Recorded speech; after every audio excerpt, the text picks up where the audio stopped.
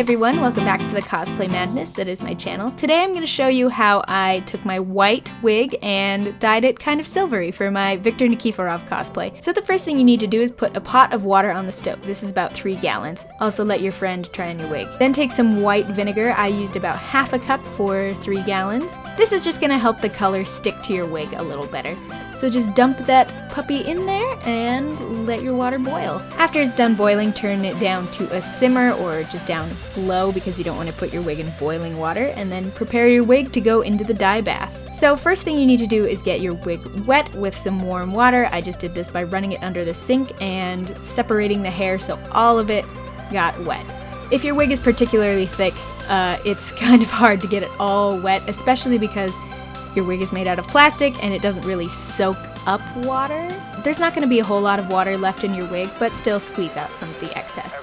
Now I'm taking my scissors and just cutting a test swatch because I know I'm going to cut a lot of length off this wig anyway, and I want to see what the dye is going to look like on the actual hair. Next I'm taking dye. You have to use synthetic dye because your wig is plastic and natural fiber dye is not going to stick to it. So put in a couple of drops and then dip in your test swatch and see if that is the color you're going to want.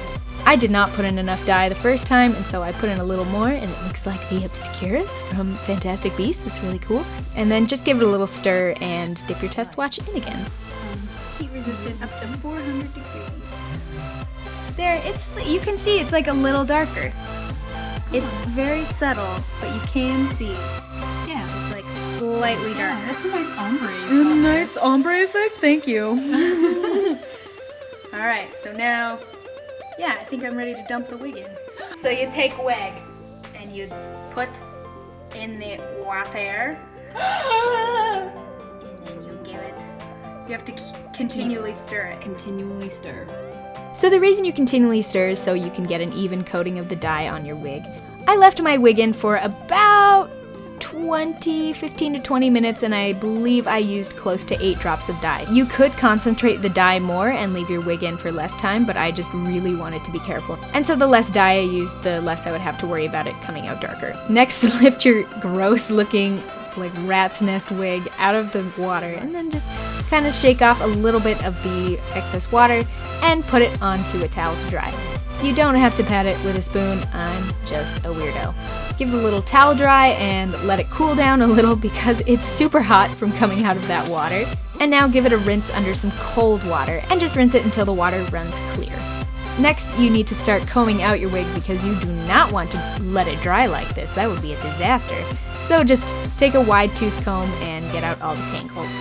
Then before I even dumped the water, I blow dried my wig to make sure it was a color I was happy with, and I was very pleased with the color. So Alex was also dyeing a wig tonight, but she was trying to make her wig black. So the only thing she did was add a lot more dye to the water, almost a whole bottle. And she tested her dye by dipping in a piece of paper towel to see what the color was. So she did the same steps, get the wig wet, put it in the pot, continually stir, and then take it out and rinse it with cold water.